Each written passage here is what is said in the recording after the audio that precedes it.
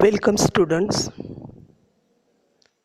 In previous lecture, we are seeing the rate of reaction and reactant concentration, rate law, writing of rate law, order of the reaction, key points about the order of reaction.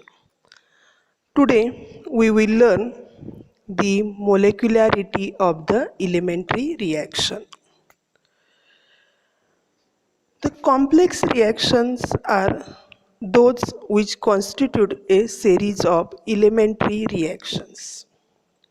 आता आपण complex reaction कशाला म्हणतो की ज्या रिॲक्शनमध्ये अनेक काय असतात elementary reaction असतात अशा रिॲक्शनला आपण काय म्हणत असतो कॉम्प्लेक्स रिॲक्शन असं म्हणतो.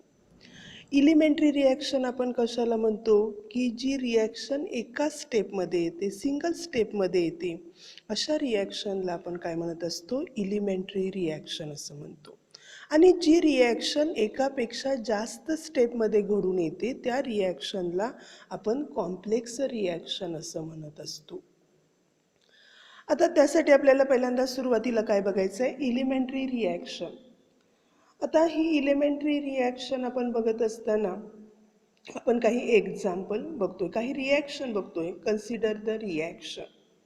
याच्यामध्ये आपण पहिली रिॲक्शन बघतोय ओझोन घेतलेले आपण गॅसियस फॉर्ममध्ये त्याचं डिकम्पोजिशन होतोय आणि त्याच्यापासून ऑक्सिजन गॅसियस फॉर्ममध्ये तयार होतोय हा मोलेक्युलर फॉर्ममध्ये. आणि दुसरा ऑक्सिजन हा ॲटॉमिक फॉर्ममध्ये तयार होतोय त्याला आपण नेसंट ऑक्सिजन असंही म्हणू शकतो. अशा पद्धतीनं ओझोनचं काय होतंय डिकम्पोजिशन होतंय. ही आपण रिॲक्शन बघितली. ह्या रिॲक्शनमध्ये ही रिॲक्शन एकाच स्टेपमध्ये येते म्हणून ह्या रिॲक्शनला आपण काय म्हणू शकतो एलिमेंटरी रिॲक्शन म्हणू शकतो. दुसरी आपण रिॲक्शन बघतोय that is the methyl iodide. हा गॅसियस फॉर्ममध्ये आणि त्याचं डिकम्पोजिशन होते त्याच्यापासून इथिन गॅसियस फॉर्ममध्ये तयार होते आणि हायड्रोजन आयोडाईड गॅसियस फॉर्ममध्ये तयार होते. ही सुद्धा रिॲक्शन आहे. ही सुद्धा कशी आहे एलिमेंटरी रिॲक्शन आहे की जी सिंगल स्टेपमध्ये होते आणि त्याचं आपण फर्दर काय करू शकत नाही ब्रोकडाऊन करू शकत नाही. अशा ज्या रिॲक्शन असतात ह्या रिॲक्शनला आपण काय म्हणतो एलिमेंटरी रिॲक्शन असं म्हणतो. आणि त्यामुळे आपण त्याची काय करणार आहे डेफिनेशन देणार आहे एलिमेंटरी रिॲक्शन. एलिमेंटरी रिॲक्शनचे आपण डेफिनेशन बघतोय. This reaction occur in a single step की ज्या रिॲक्शन एका स्टेपमध्ये घडून येतात and it cannot be broken down further into simpler reactions are the elementary reaction. म्हणजे जी रिॲक्शन एका स्टेपमध्ये घडून येतात आणि परत आपण त्याचं फर्दर विभाजन किंवा त्याचं आपण त्या रिॲक्शन ब्रेक करू शकत नाही इन टू सिम्पलर रिॲक्शनमध्ये साध्या दुसऱ्या रिॲक्शनमध्ये आपण त्याचं कन्व्हर्जन करू शकत नाही. अशा ज्या रिॲक्शन असतात त्या रिॲक्शनला आपण काय म्हणत असतो एलिमेंटरी रिॲक्शन असं म्हणतो. आता आपल्याला काय बघायचं आहे मोलेक्युलॅरिटी ऑफ द एलिमेंटरी रिॲक्शन्स. आता ही मोलेक्युलॅरिटी म्हणजे काय आहे हे आपण पहिल्यांदा समजून घेणार आहे. त्यासाठी आपण त्याची डेफिनेशन बघतोय. Molecularity of an elementary reaction is the number of reactant molecule taking part in it. म्हणजे ती जी केमिकल रिॲक्शन आहे दिलेली तुम्हाला एलिमेंटरी रिॲक्शन आहे सिंगल स्टेपमध्ये घडून येणारी रिॲक्शन आहे त्याचं फर्दर आपण काय करू शकत नाही ब्रेकेज करू शकत नाही किंवा त्याचं आपण कन्व्हर्जन दुसऱ्या सिंपल रिॲक्शनमध्ये करू शकत नाही. अशा ज्या एलिमेंटरी रिॲक्शन आहेत त्या एलिमेंटरी रिॲक्शनमध्ये ज्या number of moles of reactant मोलेक्यूलनी काय घेतलेला आहे भाग घेतलेला आहे तो जो नंबर आहे रिॲक्टंट मोलेक्यूलचा त्या रिॲक्टिंग मोलेक्यूलच्या नंबरलाच आपण काय म्हणत असतो मोलेक्युलॅरिटी ऑफ द रिॲक्शन असं म्हणत असतो. आणि मग आपल्याला बॅलन्स्ड केमिकल इक्वेशनवरून किती रिॲक्टंट मोलेक्यूलनी भाग घेतलेला आहे हे तुम्ही काय करू शकता रिॲक्शन बघून सांगू शकता. आणि जेवढ्या रिॲक्टंट मोलेक्यूलनी भाग घेतलेला आहे ते रिॲक्टंट मोलेक्यूलचा जो नंबर आहे तो नंबर म्हणजेच काय असणार आहे त्या एलिमेंटरी रिॲक्शनची मोलेक्युलॅरिटी असते. आता फॉर एक्झाम्पल आपण वरती ज्या रिॲक्शन बघितल्या त्या वरच्या रिॲक्शनमध्ये आपण बघितलं की O2 हा काय आहे तर गॅसियस फॉर्ममध्ये आणि त्याचं डिकम्पोजिशन झालं. त्याचं डिकम्पोजिशन होऊन त्याच्यामध्ये आपल्याला लक्षात आलं की एकाच ओझोनच्या मोलेक्युलनं त्याच्यामध्ये काय घेतला होता भाग घेतला होता. म्हणजे ही जी रिॲक्शन आहे ह्या रिॲक्शनची मोलेक्युलरिटी 1 आहे. किंवा आपण दुसरी रिॲक्शन बघितली मिथिल आयोडाईड त्याचं डिकम्पोजिशन झालं तिथंसुद्धा एकच मिथिल आयोडाईडचा मोलेक्यूल होता. म्हणजे ह्या ज्या वरच्या ज्या दोन रिॲक्शन आहेत ह्या वरच्या दोन रिॲक्शनमध्ये आपण बघितलं की त्या दोन्ही रिॲक्शनमध्ये एकच ओन्ली वन रिॲक्टंट मोलेक्यूल होता आणि म्हणून ती जी रिॲक्शन आहे त्या रिॲक्शनला आपण युनिमोलेक्युलर रिॲक्शन म्हणू शकतो किंवा दुसऱ्या शब्दामध्ये आपण असं म्हणू शकतो इट्स मोलेक्युलॅरिटी इज 1. म्हणजे तुम्हाला रिॲक्शन दिल्या जातात आणि त्याची मोलेक्युलॅरिटी विचारली जाते तर तुम्ही बॅलन्स्ड केमिकल इक्वेशनवरून त्या रिॲक्शनची मोलेक्युलॅरिटी सांगू शकता. त्याच्यामध्ये भाग घेतलेले जे रिॲक्टंट मोलेक्यूल आहे त्याचा जो नंबर आहे तो नंबर म्हणजेच त्या केमिकल रिॲक्शनची काय असते मोलेक्युलॅरिटी असते. आणि त्यामुळे आपण बघितलं की ह्याच्यावरच्या दोन रिॲक्शन होत्या त्याच्यामध्ये एकाच मोलेक्युलनं भाग घेतला होता म्हणजे त्या रिॲक्शन कशा होत्या युनिमोलेक्युलर होत्या किंवा तुम्ही म्हणू शकता त्याची मोलेक्युलॅरिटी 1 होते.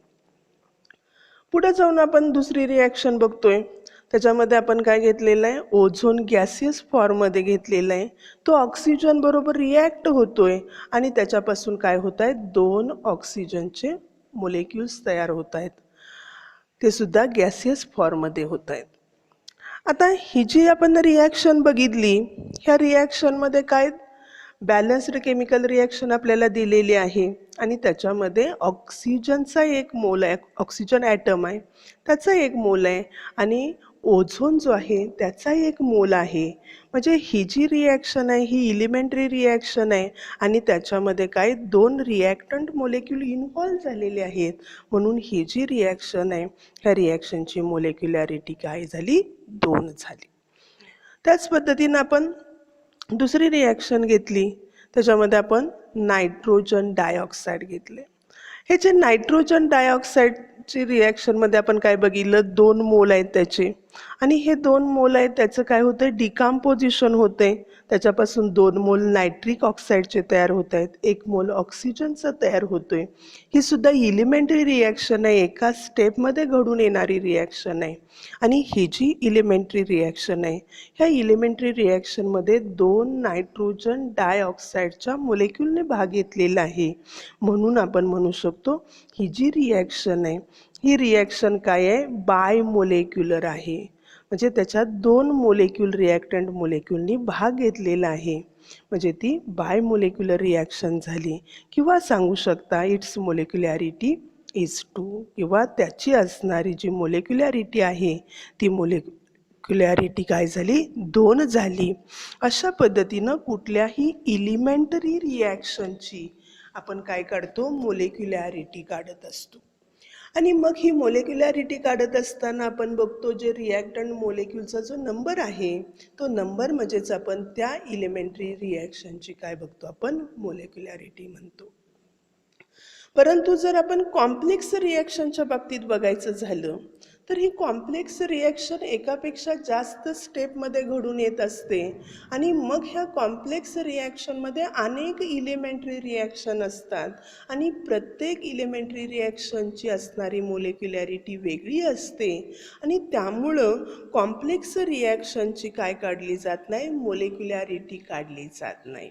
It has no meaning. त्या मोलेक्युलॅरिटीला काही अर्थ असत नाही कुठलाही मिनिंग असत नाही आणि त्यामुळं कॉम्प्लेक्स रिॲक्शनची मोलेक्युलॅरिटी डिटरमाइन केली जात नाही.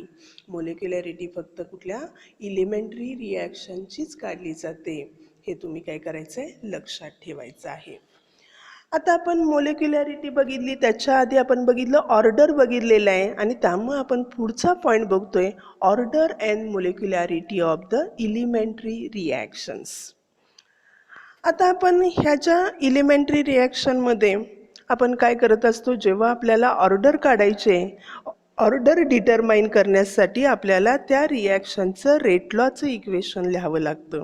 आणि तुम्हाला माहीत आहे, रेट लॉचं इक्वेशन हे आपण एक्सपेरिमेंटली डिटरमाइन करून लिहित असतो.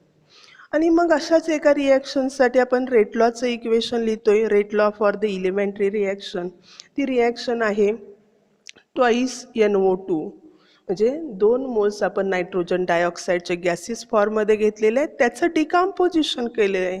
आणि त्याचं डिकम्पोजिशन केल्यामुळं त्याचं कन्व्हर्जन हे नायट्रिक ऑक्साईडमध्ये झालं. म्हणजे तिथं 2 मोल काय झालेत, नायट्रिक ऑक्साईडचे तयार झालेत आणि 1 मोल तिथं ऑक्सिजनचा तयार झालेला आहे.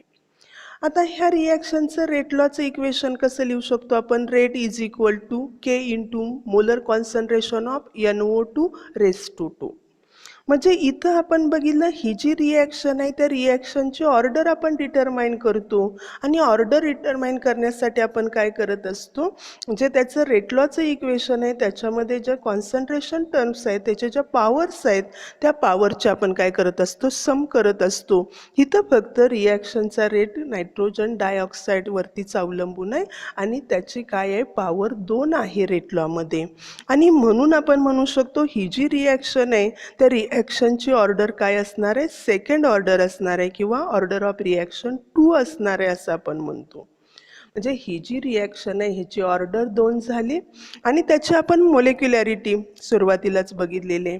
आणि इथं 2 मोलेक्युलनी काय घेतलेलं आहे, रिॲक्शनमध्ये भाग घेतलेला आहे. म्हणजे ही जी रिॲक्शन आहे, हे रिॲक्शन कशी आहे, बाय मोलेक्युलर आहे किंवा त्याची मोलेक्युलॅरिटी 2 आहे असं आपण सांगू शकतो. म्हणजे ही रिॲक्शन काय आहे, सेकंड ऑर्डर आहे अँड बाय मोलेक्युलर. म्हणजे ही रिॲक्शन काय झाली, सेकंड ऑर्डर आहे आणि त्याचबरोबर ती बायमोलेक्युलर आहे, कारण ह्या रिॲक्शनची ऑर्डर 2 आहे आणि त्याची मोलेक्युलॅरिटी अल्सो 2 आहे. म्हणून ही रिॲक्शन सेकंड ऑर्डर आणि बायमोलेक्युलर रिॲक्शन आहे. आपण त्याच्या पुढचं एक एक्झाम्पल बघतोय, त्यासाठी परत आपण दुसरी इलिमेंटरी रिॲक्शन घेतोय. ह्या इलिमेंटरी रिॲक्शनमध्ये आपण मिथिल आयोडाईड घेतोय. हा जो मिथिल आयोडाईड आहे, इथिल आयोडाईड घेतोय. हा जो इथिल आयोडाईड आहे, ह्या इथिल आयोडाईडचं काय होतं आहे, डिकम्पोजिशन होतं आहे, त्याच्यापासून इथिन आणि हायड्रोजन आयोडाईड तयार होतं.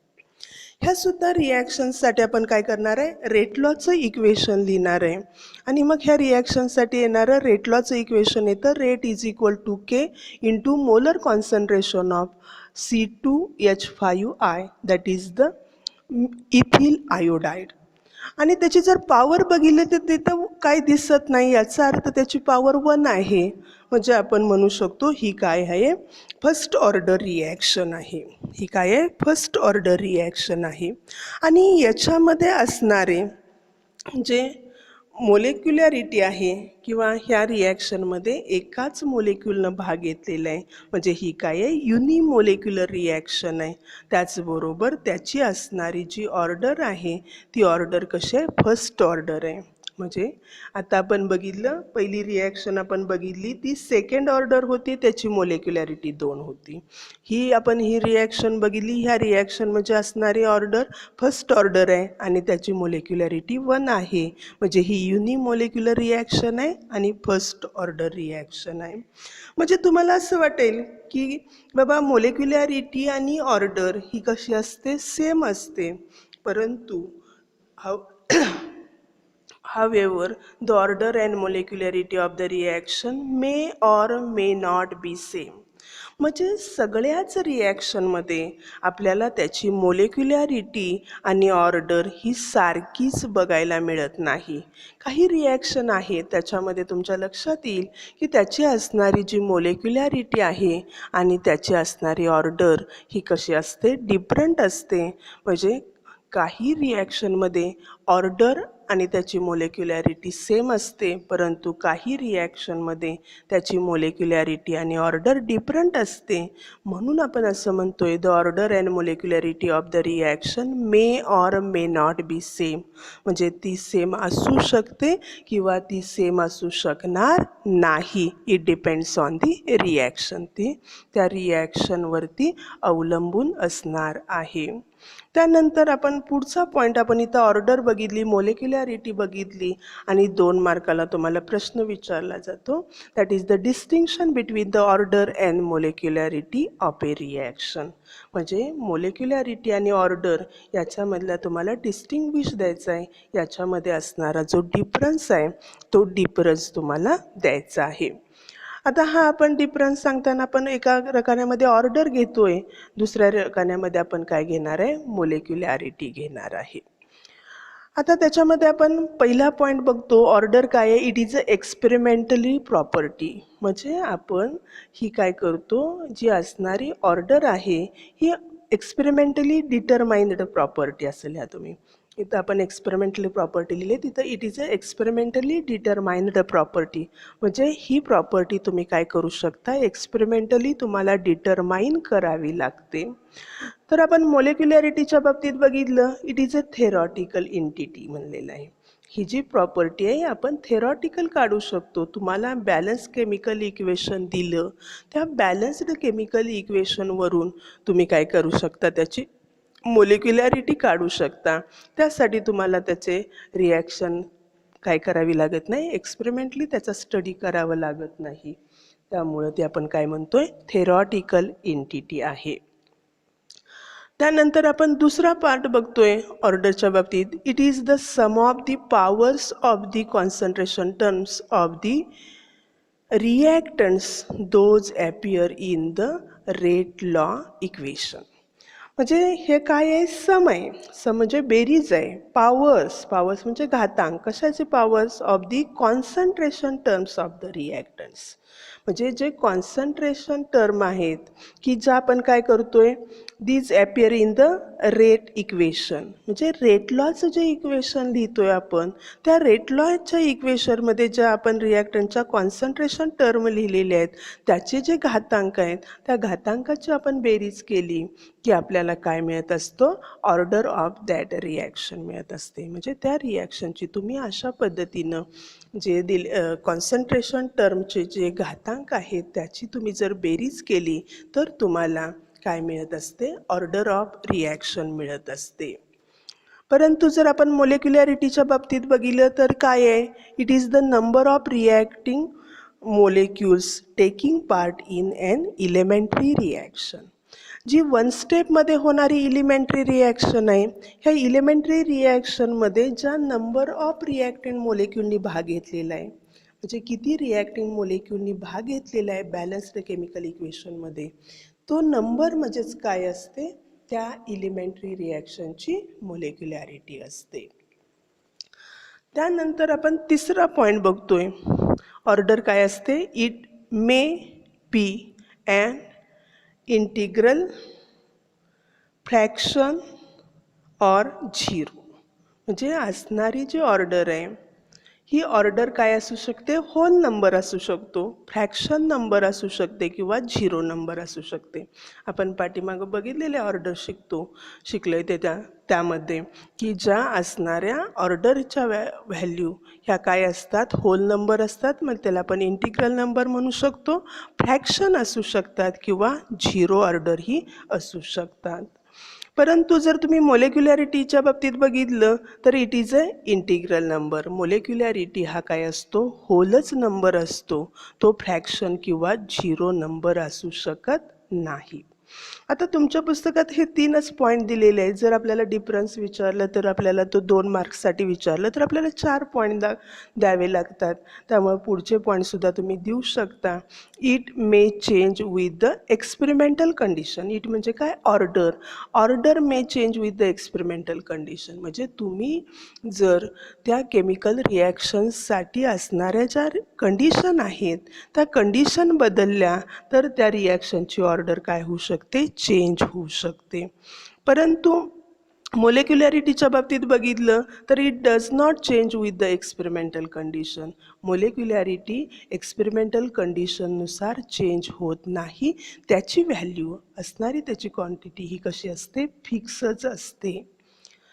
त्यानंतर पुढचा आपण पॉईंट बघतोय, it is a property of both elementary and complex reaction. म्हणजे ऑर्डर आपण काय काढू शकतो, इलिमेंटरी रिॲक्शन्ससाठी काढू शकतो. त्याचबरोबर कॉम्प्लेक्स रिॲक्शनची सुद्धा आपल्याला ऑर्डर ही काय करता येते, डिटरमाइन करता येते. परंतु जर तुम्ही मोलेक्युलॅरिटीच्या बाबतीत बघितलं, it is a property of only elementary reaction. सुरुवातीला सुद्धा तुम्हाला सांगितलेलं आहे की ऑर्डर आपल्याला फक्त इलिमेंटरी रिॲक्शनचीच काढता येते. It has no meaning for the complex reaction. Complex reaction एकापेक्षा जास्त स्टेपमध्ये होते आणि प्रत्येक इलिमेंटरी रिॲक्शनची असणारी मोलेक्युलॅरिटी वेगळी असते आणि त्यामुळं कॉम्प्लेक्स रिॲक्शनच्या मोलेक्युलॅरिटीला काही अर्थ असत नाही. त्यामुळं मोलेक्युलॅरिटी ही प्रॉपर्टी फक्त इलिमेंटरी रिॲक्शनची असते. कॉम्प्लेक्स रिॲक्शनची आपल्याला मोलेक्युलॅरिटी काढता येत नाही. म्हणून आपण काय दिलेलं आहे, it is a property of only elementary reaction. It has no meaning for the complex reaction. Complex रिॲक्शनसाठी कुठलाही त्याचा मिनिंग असू शकत नाही. त्यानंतर आपण पुढचा पॉईंट बघतोय, रेट डिटरमायनिंग स्टेप. म्हणजे आपल्याला काय करायचं आहे, केमिकल रिॲक्शनचा रेट काढायचा आहे आणि मग हा रेट काढण्यासाठी आपण कुठली स्टेप वापरतो त्याचा आपण इथं विचार करतोय. A number of chemical reactions are the complex reaction.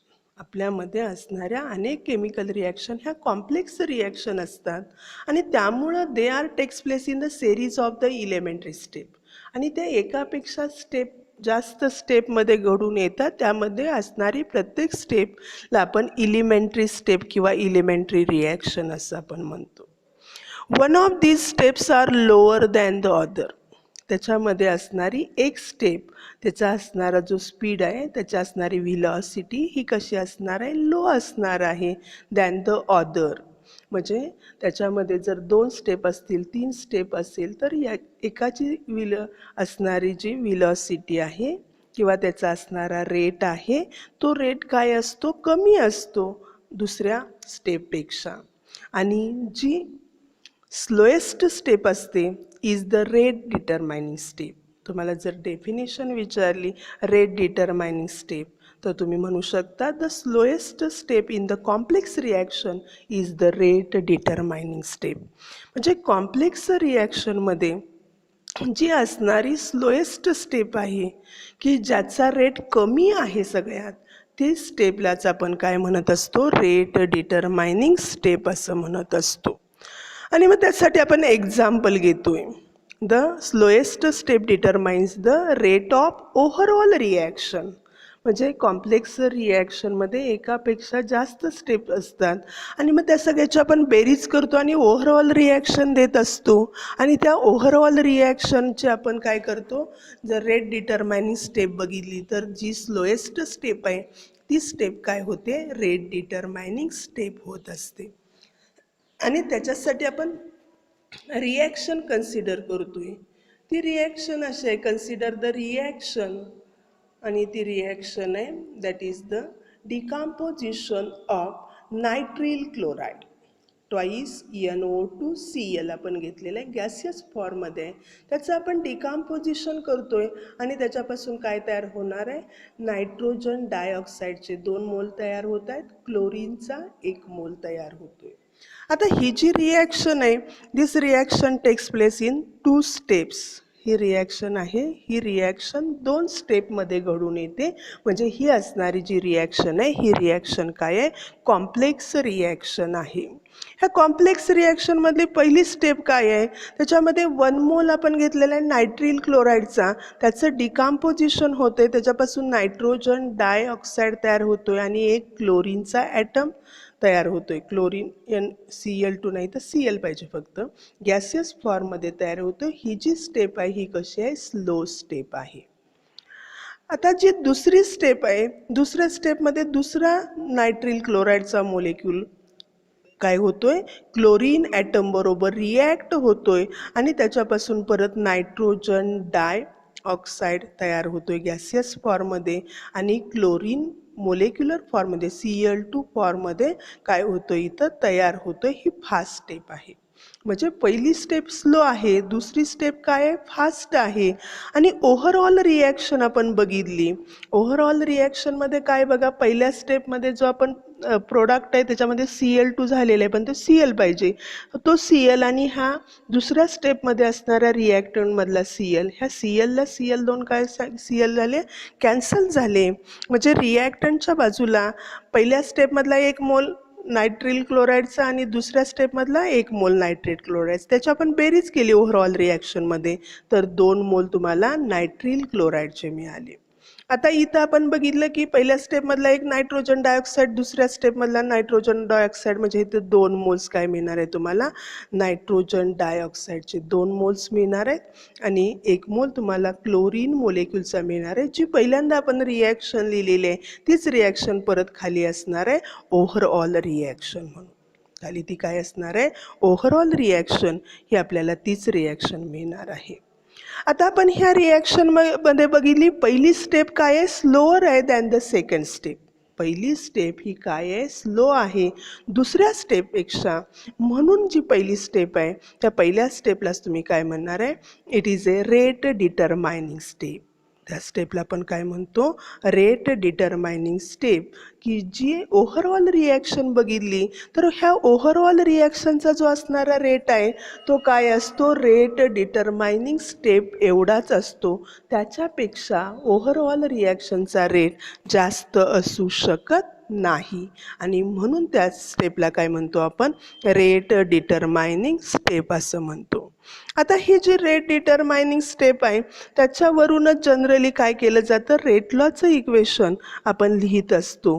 आणि त्यामुळं रेट लॉ इज, ह्या रिॲक्शनसाठी आपण रेट लॉ लिहू शकतो. आणि तो रेट लॉचं इक्वेशन आपल्याला मिळणार आहे, rate is equal to K molar concentration of NO2Cl, that is nitryl chloride. आता आपण बघितलं this also represent rate law of overall reaction. म्हणजे हे जे आपण रेट लॉचं इक्वेशन आहे ते ओव्हरऑल रिॲक्शनचं काय आहे, रेट लॉचं इक्वेशन आहे. आणि त्यामुळे इथं आपण बघतो रिॲक्शनचा रेट हा काय आहे, फक्त 1 मोलवरती नायट्रिल क्लोराईडच्या डिपेंड आहे. म्हणून ही रिॲक्शन काय झाली, फर्स्ट ऑर्डर रिॲक्शन झाली. म्हणून ही काय झाली, फर्स्ट ऑर्डर रिॲक्शन झाली. अशा पद्धतीनं मेजॉरिटी रिॲक्शनमध्ये आपण रेट लॉ हा काय करत असतो, म्हणजे ऑल रिॲक्शनमध्ये आपण म्हणतो रेट लॉ हा एक्सपेरिमेंटली डिटरमाइन करत असतो. आणि कॉम्प्लेक्स रिॲक्शनच्या बाबतीत मेजॉरिटी वेळा असं होतं, जे रेट लॉचं इक्वेशन आहे हे रेट लॉचं इक्वेशन तुम्ही काय करू शकता, स्लोएस्ट स्टेपवरून सुद्धा लिहू शकता. म्हणजे जी स्लोएस्ट स्टेप असते तेच त्याचं रेट लॉचं इक्वेशन असतं. आणि त्यावरून तुम्ही त्याची काय लिहू शकता, ऑर्डर लिहू शकता. आणि त्यामुळं इथंसुद्धा ही जी ओव्हरऑल रिॲक्शन आहे त्या ओव्हरऑल रिॲक्शनची जी असणारी ऑर्डर आहे ती ऑर्डर काय आहे, फर्स्ट ऑर्डर आहे.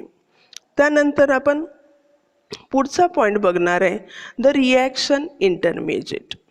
रिॲक्शन इंटरमिजिएट आपण कशाला म्हणलं जातं, त्याची आपण डेफिनेशन तुम्हाला विचारली तर तुम्हाला असे सांगता येते, the species is form in the first step and consumed in the second step is called as a reaction intermediate.